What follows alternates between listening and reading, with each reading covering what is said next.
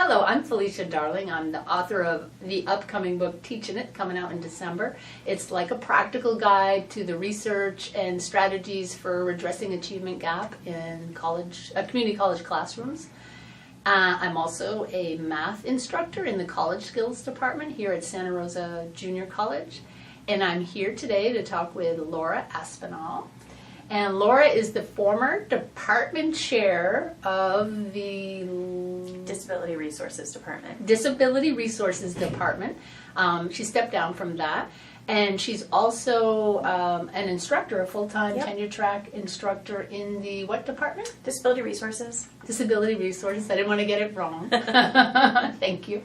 We're here today. We had a few little technical glitches, and Emily Hansen is here, and she helped us with those because she's so awesome.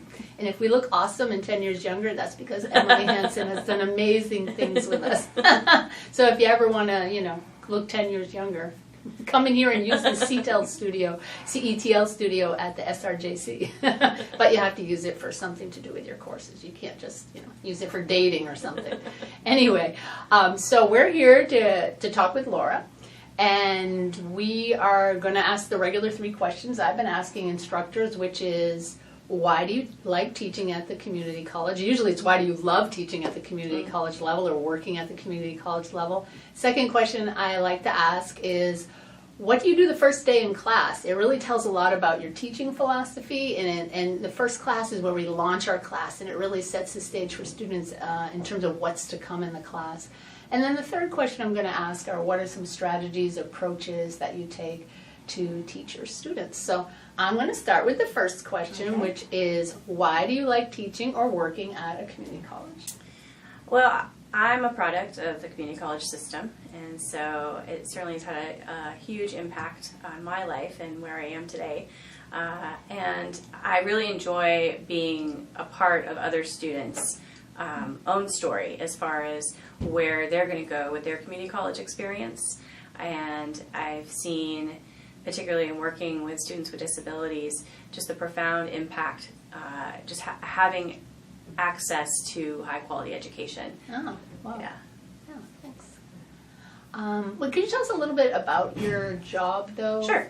Because not everybody necessarily knows what you're doing. Because I'm having a hard time even saying it. Learning Disabilities Specialist. I'm a disability specialist, okay. And we do also have learning disability specialists as well. That's a specific kind of area of expertise.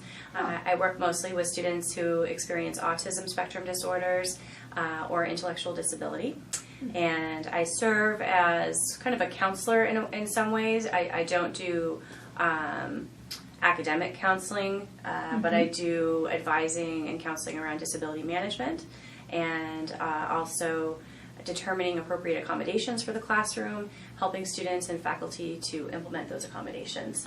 And then I also teach as well, typically just one class. Okay, so we asked I'm going to just follow up questions. Sure. Why do you like teaching at the community college? Because you don't just teach math or science. You're teaching in a particular department. Why is it that you like teaching there? What is that? Why did you pick that for like a career track?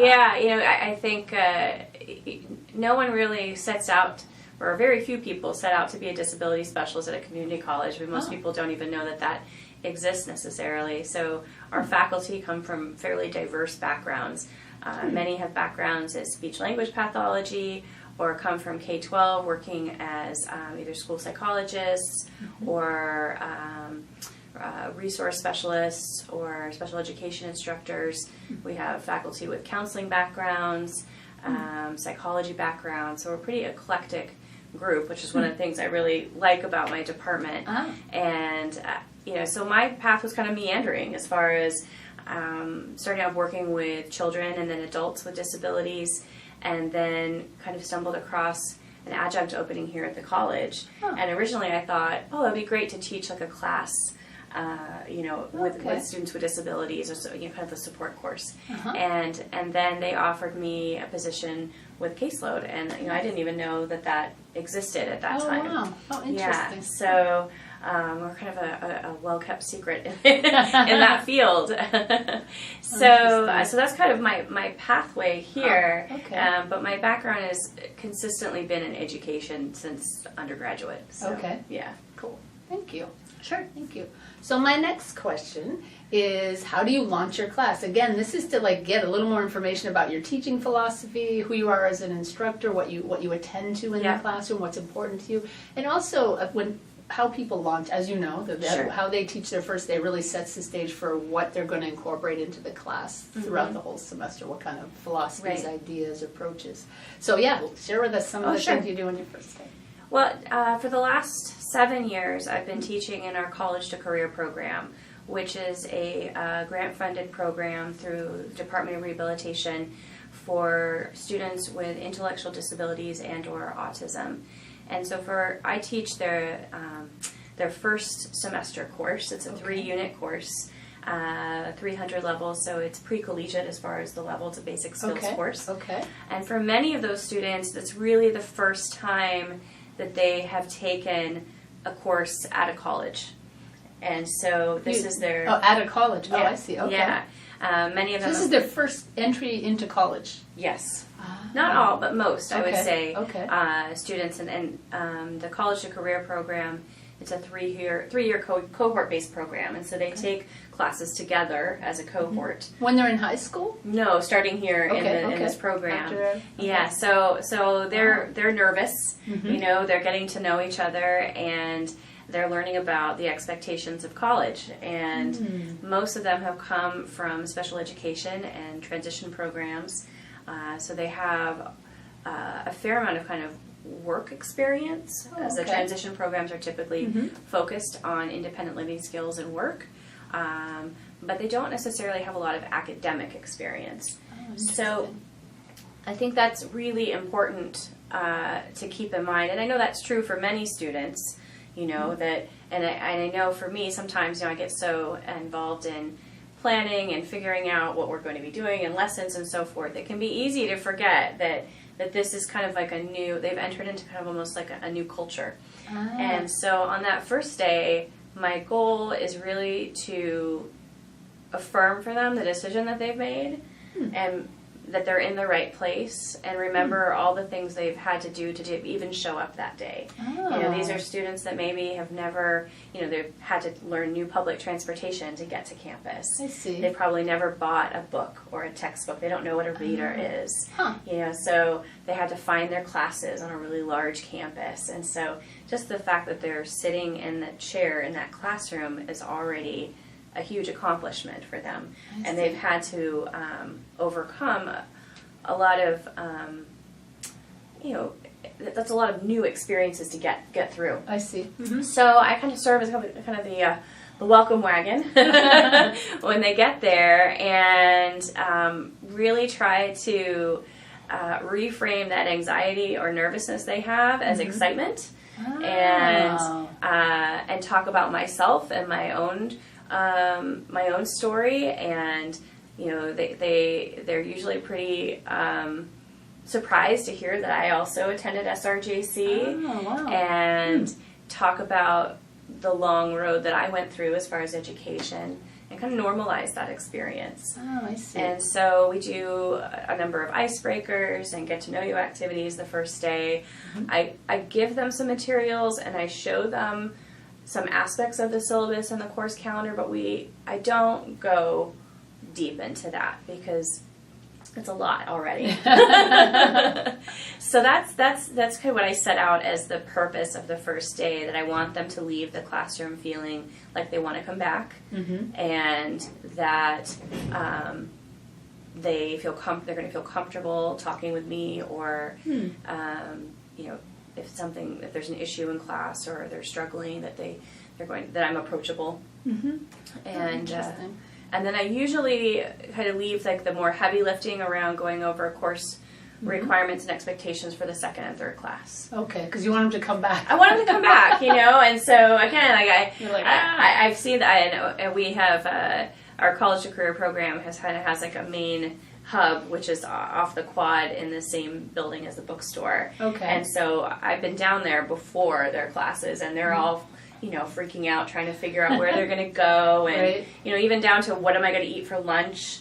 these are students that'll say, well, what's the bell schedule? Oh, Well, there is no bell the schedule. high school framework. Yeah, sure. exactly. And so, and not only are they used to high school, they're used to a fairly sheltered high school experience. So coming here where you really have a great deal of freedom is both exciting, but also can be really terrifying. Interesting. Who am I going to even sit with at lunch? You told me there's no time to go get lunch. Where am I going to actually physically go? What am I going to do? They don't have a lot. They're building on their existing frameworks around a high school experience, but there's a lot of building to be done. Exactly. So now, I like this idea that you mentioned, like kind of being like an ambassador, a cultural ambassador. Like, I'm the welcome person. I'm the ambassador to college. I'm helping you welcome you into this college experience. Now, you mentioned like goals that you have when people leave that first day. You want them to be comfortable talking to you. I like this idea of normalizing the apprehension around going to college.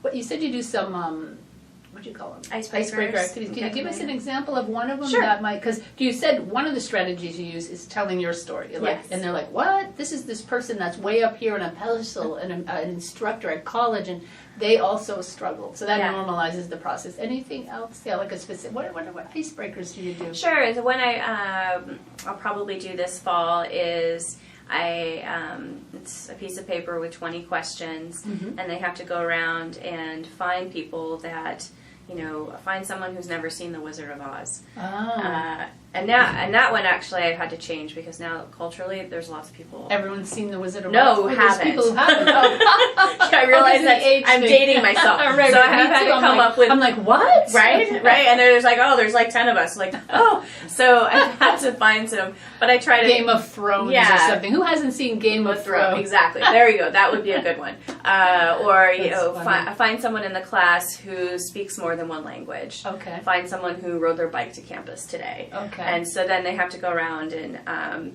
introduce themselves and ask the question, and they can only write down one person per statement.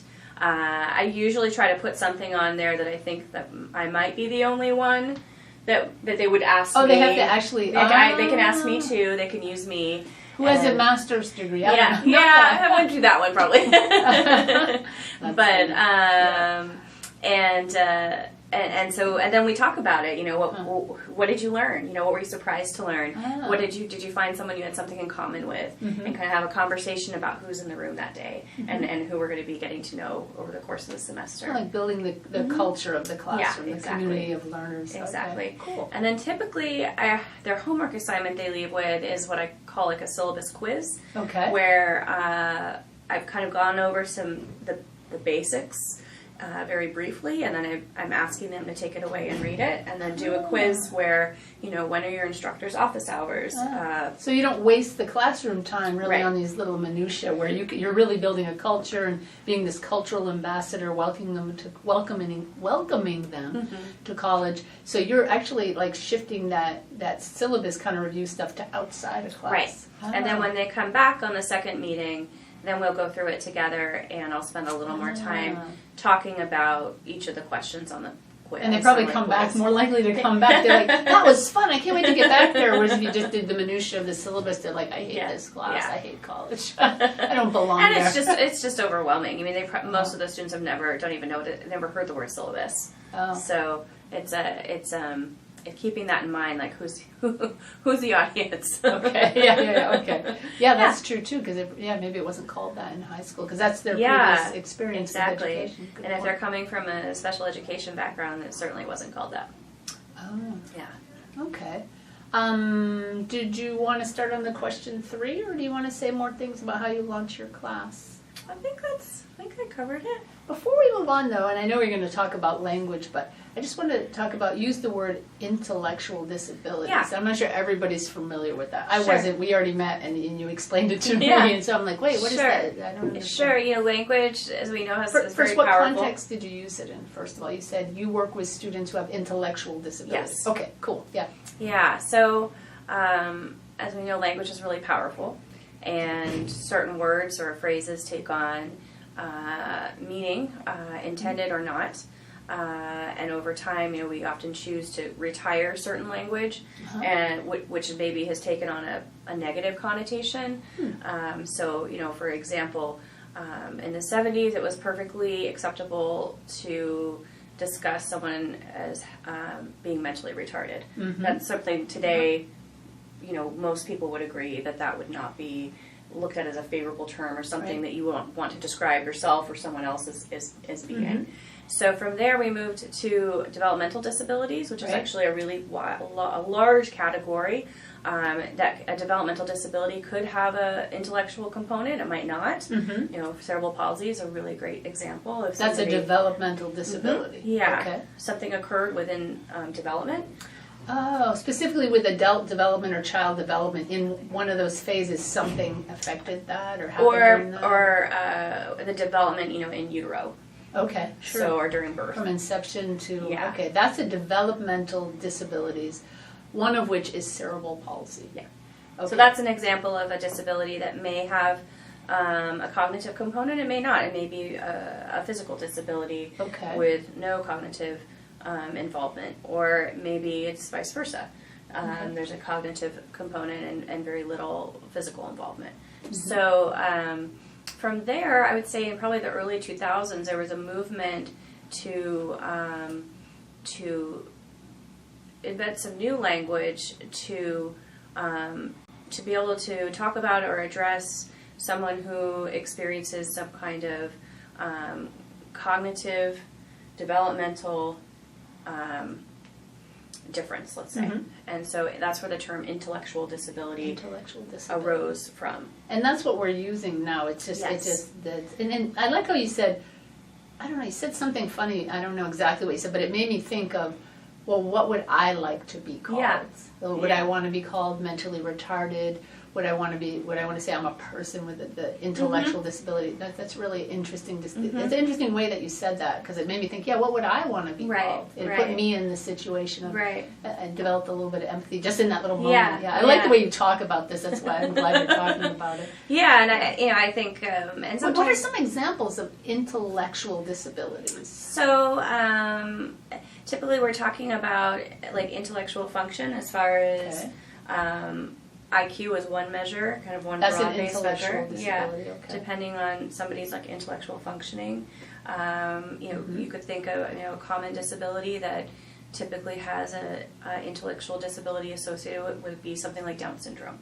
Oh, okay. What, is dyslexia an intellectual disability? That would be considered a learning disability. That's a learning disability. Okay. So with learning disabilities, you have two components. You have how a person's innate ability Mm-hmm. and then how they perform. Oh, I see. And so typically someone with a learning disability, their innate ability is here and their performance is here, Right, because there's there is that gap. something getting in the way as far as processing. It could be auditory, it could be visual, it could be processing speed, it could be any combination of That's those a things. learning disability. Yes, And that's so why they get that's- an accommodation so that their performance reflects their ability instead of there Yes. being that gap. Yeah. So Typically, what's the intellectual? with an intellectual disability, you don't necessarily have that discrepancy, Okay. or you might have a much smaller discrepancy. Oh. But their overall achievement and innate ability might be overall the baseline. It's lower. Okay. Okay. Wow. That was really helpful for me. I'm hoping it's helpful for viewers as well. I'm sure it is. I mean, as regular classroom instructors, I feel like I'm not as good as I'm going to be, especially after talking to you, at serving students who have learning disabilities or any disabilities at all in the classroom. I feel like that's an area where I need and want to get better. And I think a lot of people feel that way. Anyway, so go on. So you were actually saying something else, but I had so many questions. Yeah, I don't remember what I was saying.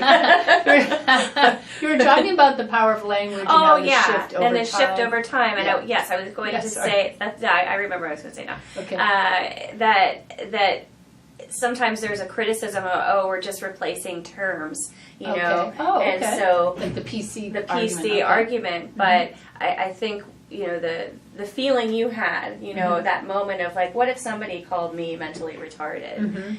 Like there's a feeling with that. And it makes me angry. I wanted to punch you just when you said that to me. I was like, oh, really?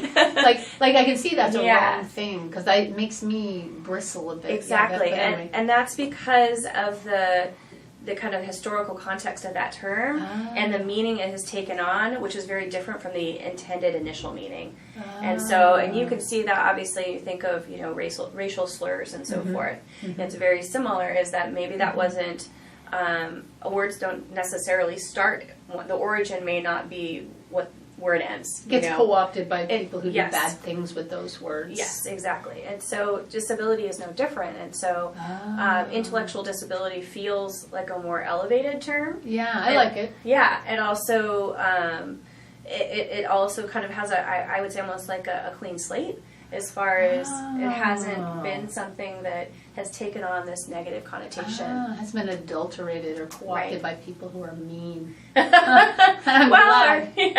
Mean people are bad. So I like that it has the clean slate, intellectual disabilities. Yeah. Oh, okay. And it is a separate category. It's not the same as learning disabilities. Correct.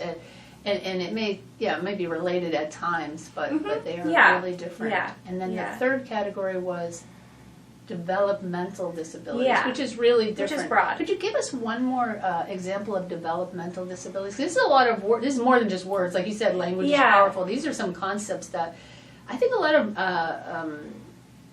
discipline-specific instructors who are outside of the Disabilities Resource Department, you know, need this information. They would want this information. So, can you give me another example of a developmental? Sure, and you know that term is being born blind a developmental? No, and some of that depends on the. So it depends. It depends on I guess what with blindness, for instance, it depends what's causing the blindness. As far as is it part of a larger disability or condition, or is that something that you had an accident, or you lost your sight for genetic reasons or so forth. Then I wouldn't necessarily put that in that category. A lot of times the categories exist because they're attached to funding and services and service models. And so the term developmental disability is a term in the state of California that's used as far as individuals being able to access what are called regional center services, things to support you in your independent living, health, etc. It's almost like a statutory designation. Exactly, and so I think that's really important because that's how that term has grown up in the state of California. It's around funding. It's around resources and defining who gets those resources. And so in that model, something like epilepsy might even be considered developmental as far as funding goes. Part of the funding definition. I don't think if you asked a person who has epilepsy that if they have a developmental disability that they would necessarily agree with that. Let's talk about something that you mentioned to me, which changed not just how I talk about students with disabilities, but how I talk about people who are homeless, people with disabilities. And I know you know what I'm talking about because you can hear the shift in my language. But it really changed my whole world, and I think it's creating me. It's creating me. It's not creating me. I'm already here. It's creating in me this kind of ability and tendency to be more empathic towards everybody. Sure. So everyone wants to hear what this strategy is, right? Because we all want to be nicer, especially right now in these times. But could tell. Because I like the way you talked about it. It was so easy, and I could be like, wait, am I doing that thing she said, Yeah, so it's called People First Language, and that where you emphasize the individual and then whatever condition, characteristic, situation they're experiencing in the case of someone who maybe has housing insecurity. Right. A person with housing insecurity, not a homeless person. Correct. Right. Because you're not then defined by this experience that you're having. And it's no different for an individual with a disability. That is not who you are as an individual. That is not at the core your person. That is a piece of it. And in many cases, disability is contextual as far as how you experience it. Perhaps in the workplace for many of my students, it may not be as a great of a consideration, whereas in an academic setting, that's something where suddenly. So identity the identity around being a person who has a disability is contextual because it depends on where, like if it doesn't matter in that. No, you're hanging out with your friends at Starbucks. It doesn't really matter. And so if you're being defined as a disabled person, it does matter because now that's your entire identity. And so, and I think we were talking before about how there are many labels that we take pride in. You know, being, you know, I take pride in being a first generation college student. That's something Me too, right? you know, I have a lot of pride in that. And, you know, that I'm also a first generation American. And so that's something I have pride in. It's not the same necessarily for a disability. There's a lot of stigma that we still, and that's changing. There's certainly changing, and particularly in the autism community, that they'll use language as refer to you or I as neurotypicals, and nice. I love that neurodiversity. And so, interesting. Yeah, and so that is certainly, that's a place where I see that, you know, where there's ownership happening by that group and saying, well, in the autistic community, as correct. well as the students who are deaf or hard of hearing, they also, my daughter's adult onset deafness, and so she also, I'm like, wow, that's a culture that's really has a lot of pride. Absolutely, and a deaf person does not consider themselves to be a person with a disability. Right. They really see the deaf community as being cultural and language based, and so, but I think that's important. That, so again, you've got this combination of I don't want to be known as this one thing. You so know? that's the people first language helps to alleviate right. some Like of this that. is a portion of me, and you also have this. I certainly don't want to be known as this one thing that has all these negative connotations. Right. Nobody would like that. No. Nobody wants that. Which, I don't know. You probably are going to mention strategies because I like the talk about intersectionality, but it's also in the book. But maybe we should move on to strategies. Sure, we can do you that. probably have some things you've thought about, and so I want to make sure you get to share those. Yeah. Okay, so cool. In my classroom, I try, and I'm a practitioner of universal design for learning, and I am still learning about that and how to challenge myself to make my course and materials as accessible as possible and to mitigate barriers to access. And so I try to provide materials in multiple formats. So in class, that could mean doing a variety of different kinds of activities on the same topic. So maybe we'll do a small lecture with PowerPoint and slides. Perhaps I'll also show a video, or I'll have that as homework, or links. We'll have students take turns taking notes in the classroom, and then we'll share our notes on Canvas on the course website. And then I'll also load as much as possible the materials from the class as well.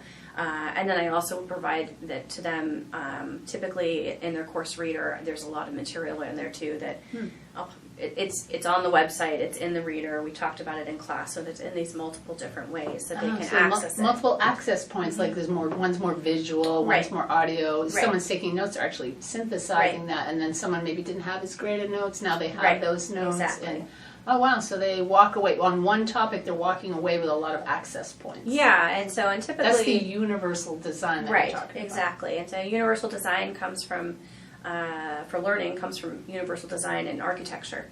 And so that everybody benefits from having a curb cut in the sidewalk. Everybody benefits from having automatic doors, not just necessarily the intended person, which is perhaps a person in a wheelchair. You know, that's where that came up. You know, in the 70s. So improving. So we're talking architecture. The concept that carries over into learning architecture or learning design is the idea that if you improve access for a specific type of disability, that you're actually improving access for a lot of different students who might have different inclinations or disabilities, or it's a continuum or needs. You know, the woman with a stroller or parent, and I'm just woman. Well, I check myself on that. There you go. Person with a stroller. It's a process. It's a process. Right? You know, who's walking along the sidewalk is going to benefit from that as much as the person in a wheelchair, or someone who's using a walker, or maybe just me who's carrying like a lot of heavy stuff.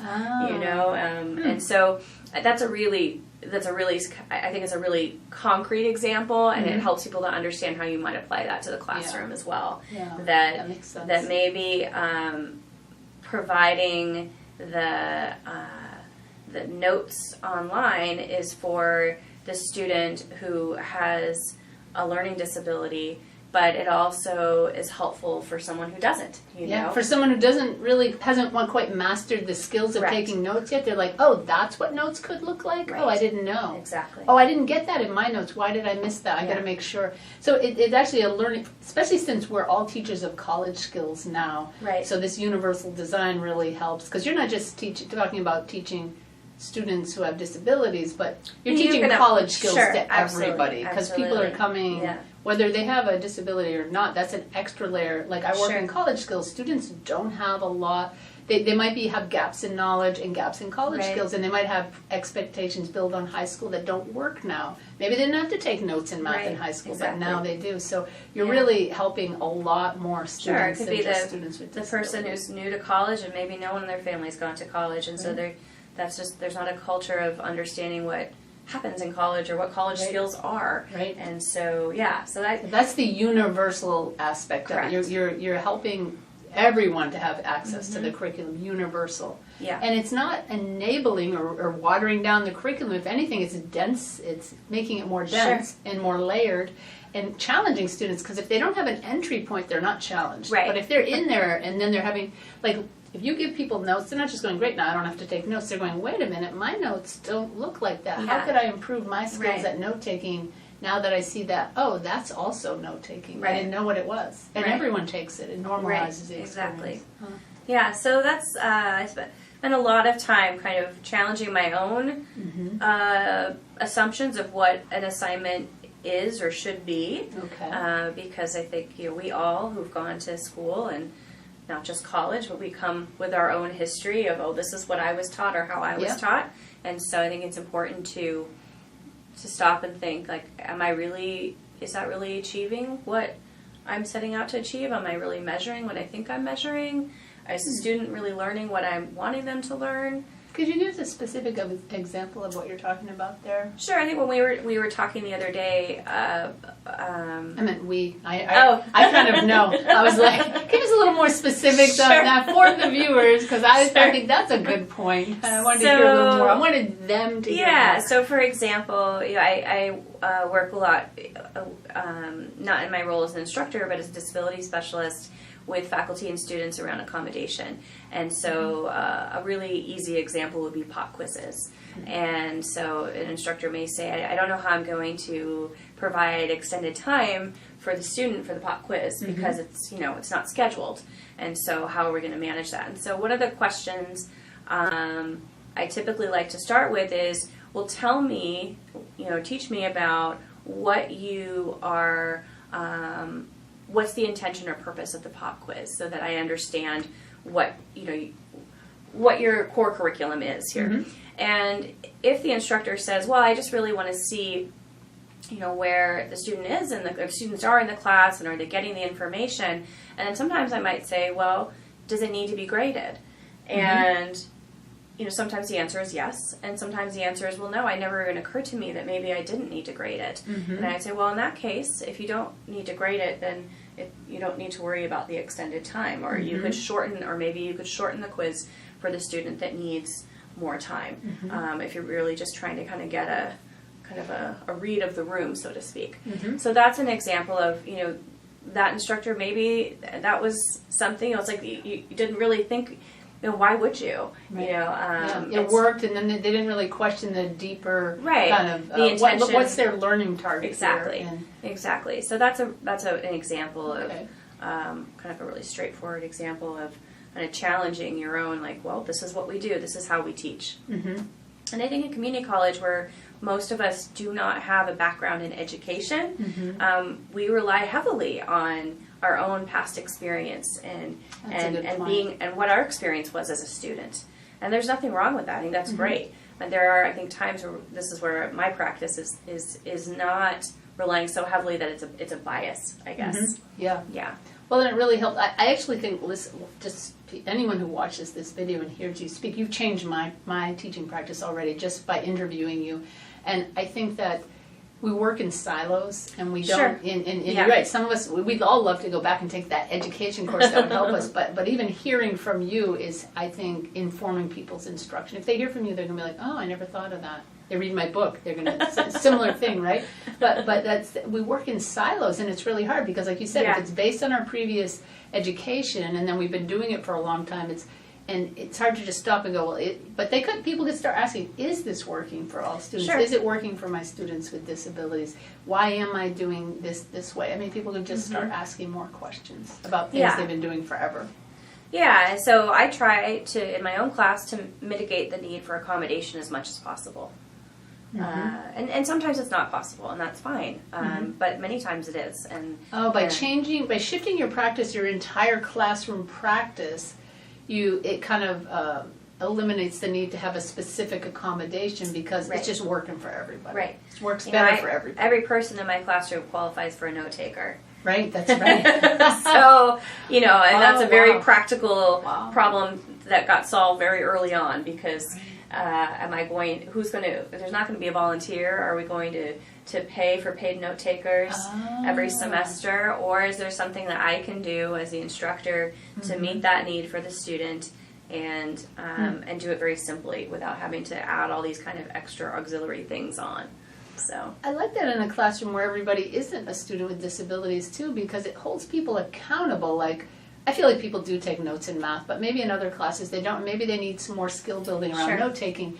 But it's like, so you're taking notes today. Okay, you're taking notes today. I mean, it makes people take turns to like kind of refine their note taking practice, at least in that moment, and so that they may up their game a little bit. Yeah, there's been several studies done about sharing notes and the effect that it has not only on student learning but student confidence, and that if you are feeling insecure about your own note taking and you see other people's notes and realize, these aren't so different from mine, maybe I am on the right track, maybe I'm not as bad at this as I thought I was. Interestingly, normalizes that apprehension that you're talking about.